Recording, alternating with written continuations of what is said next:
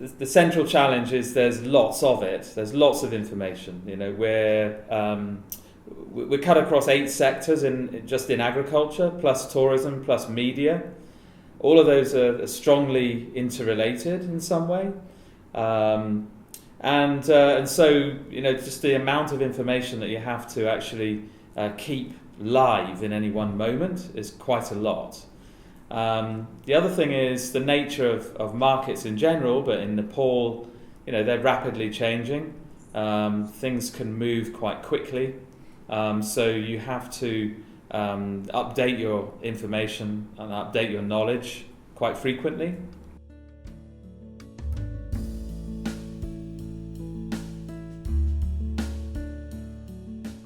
It has a lot to do with culture. We've tried to cultivate a culture of information and knowledge sharing.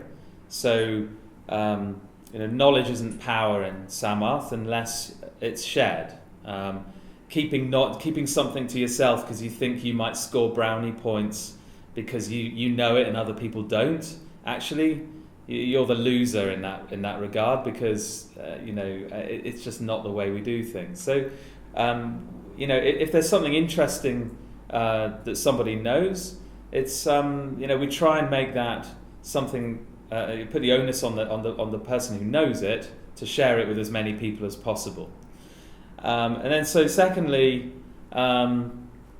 having regular interactions, both formal interactions in terms of meetings, and informal interactions in terms of how we try and lay out the office, the sort of I don't, as a manager, think that people are only working if they're sitting at their desk tapping away on their laptop in silence. Actually, as far as I'm concerned, work is when people are talking, people are going out there, people are jumping in the car and off to go and see something, things like that. If it's too quiet and people are just tapping away on their computers, I sort of think there's something wrong if it's too quiet. I like the chat, the people that are interacting. So, in fact, we've even just made some changes to the office layout to try and put a bit of more of a heart in the centre of it, where there's like nice sofas and chairs where people can sit with their coffee, read the newspaper, or have a conversation. We also just made available another meeting room, which is more of like a breakout room or brainstorming room, where people can sort of have that more interaction as a small team and break out to brainstorm things and share information. So that's important, the sort of culture around information and knowledge sharing. And then finally, having some sort of rapidly updatable platforms where current knowledge, current status can be maintained and shared really easily. So it's like an ongoing memoir or a knowledge bank, relating to a given sector and a given intervention.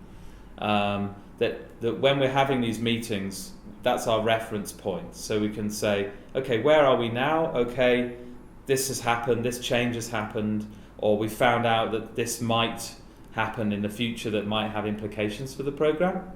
So that is something that we try and keep current.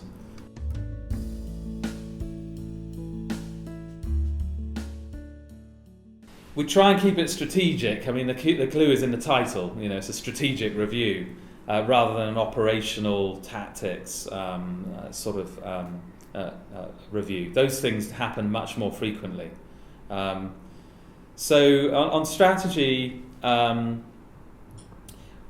look at where were we? What do we intend to do strategically in the business plan? Where are we against that? What's changed? Look at any strategic drivers and opportunities that may have emerged in the last quarter. Anything that might impact what we do, who we do it with, or sort of any implications for the impact that we might be having. Are there any red flags raised against a given intervention or a given activity? in terms of the performance of an individual player sometimes, or up to the sort of performance of the sector as a whole.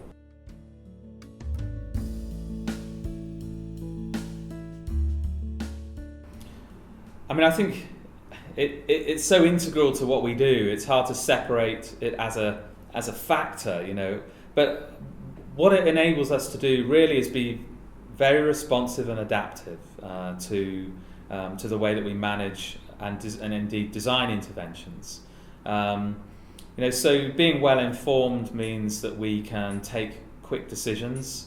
That we can quickly follow up on something when it looks like there's an opportunity or when something's going wrong, that we can be flexible. So it's that level of flexibility, adaptiveness and response that that is brought about by having strong, regular information and knowledge sharing in the programme.